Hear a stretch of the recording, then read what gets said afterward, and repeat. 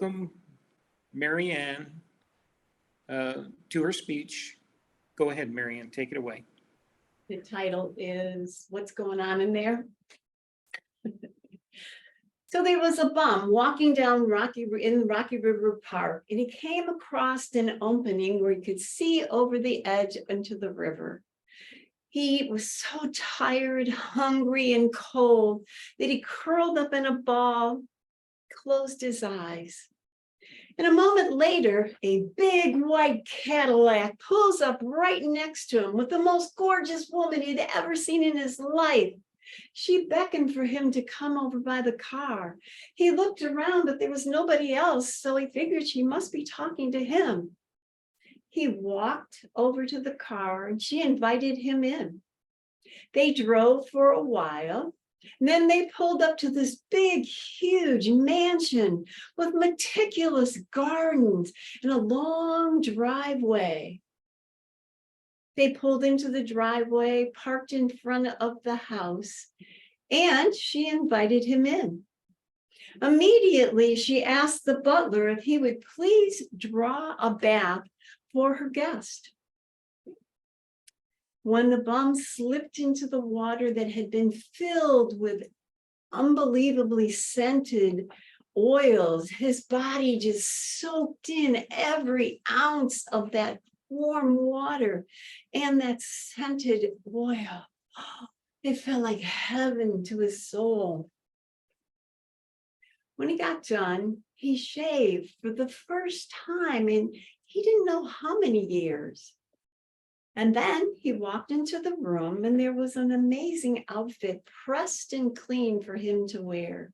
He put it on and then he got a glimpse of himself in the mirror and he thought, my gosh, is that really me?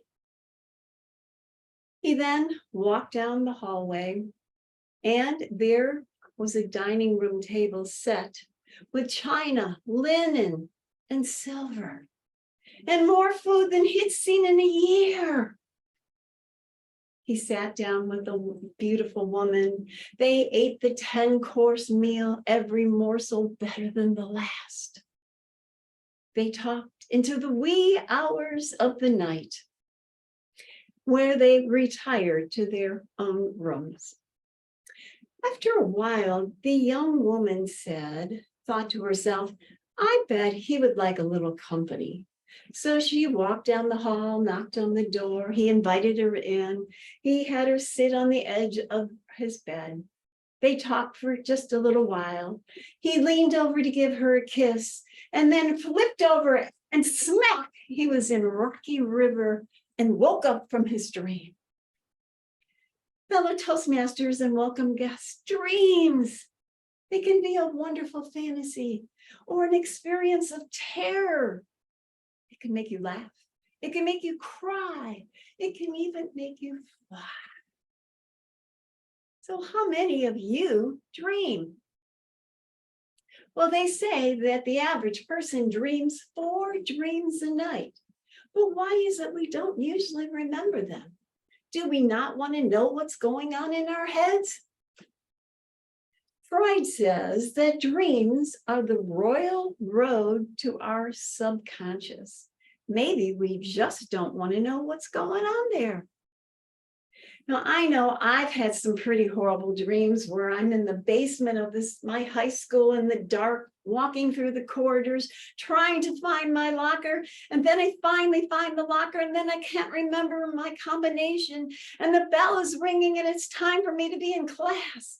So frustrating.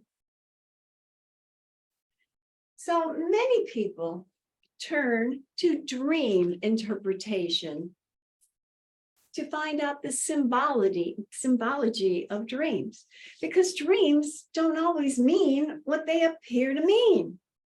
For instance, you might have a dream that somebody dies and you wake up in a fret and a sweat because there's a threat. But if you look in the dream book, you find that somebody dying doesn't mean they're going to die. It can mean that there's a change in your life coming, maybe a different job or a different relationship. So my question is, why don't they just put a sign up that says, there's a change coming, instead of all this mystery and confusion as to what I'm supposed to symbolically figure out? I don't get it.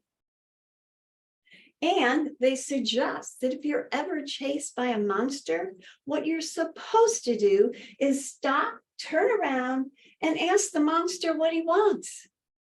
Well, that's easy for them to say. They're not the ones being chased by the monster. And who has the wherewithal to think of doing that anyways? Now, many of you are familiar with the idea that Thomas Edison used to take naps.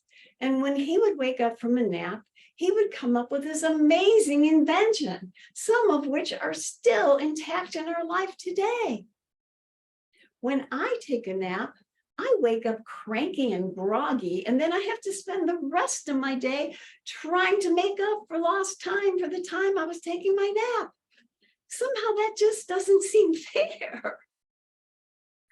Now, there was a Chinese philosopher who had a dream that he was a butterfly, flipping through the flowers, basking in the sun.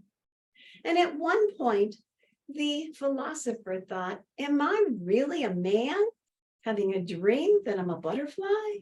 Or am I a butterfly dreaming that I'm a man?